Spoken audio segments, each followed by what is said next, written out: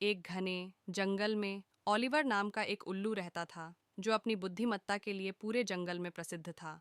दूर दूर से प्राणी उसकी सलाह चाहते थे, क्योंकि ओलिवर अपने साथी निवासियों की सलाह के लिए हमेशा तैयार रहता था। एक सुबह सैमी नाम की एक युवा गिलहरी चिंतित इधर उधर भाग रही थी। ओलिवर ने धीरे से चिल्लाकर कहा, क्या गड़बड़ है सैमी?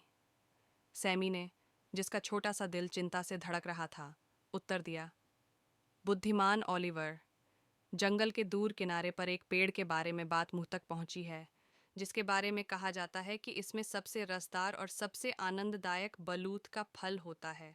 मेरा इरादा वहां यात्रा का है, और इससे पहले कि कोई और उन पर दावा करे, ओलिवर ने चेतावनी दी, सैमी, ये सभी बलूत के दानों को अपने लिए जमा करने के बारे में नहीं है। जंगल अनगिनत प्राणियों का घर है, और साझा करना हमारे अस्तित्व का एक अनिवार्य पहलू है। एक से अधिक लेने के कार्य के लिए आवश्यक है प्रकृति के नाजुक संतुलन को बिगाड़ सकता है।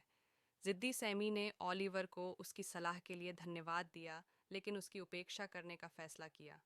जल्दबाजी में सिर हिलाते हुए वह दूर के पेड़ की दिशा में भाग गया, क्योंकि उसे उन रसीले बलूत के फल को किसी अन्य के साथ साझा करने की कोई इच्छा नहीं थी।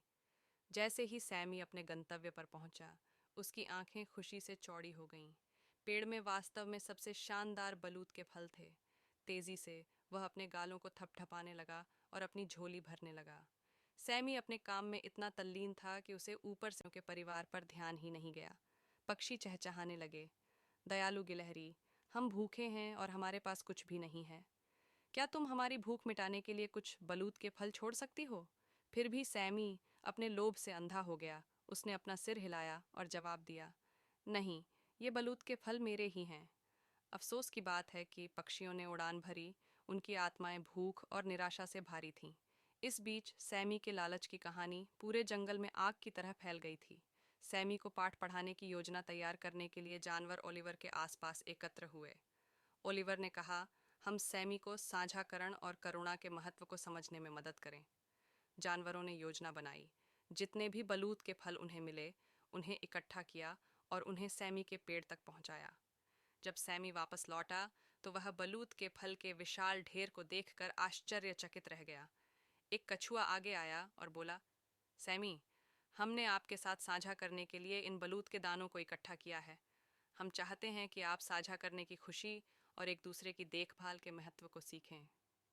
सैमी को अपने सामने अपार उदारता का सामना करते हुए अपराध बोध की पीड़ा महसूस हुई। सैमी ने सच्चे दिल से कहा, मुझे अपने लालच पर गहरा अफसोस है और मैंने अपना सबक सीख लिया है।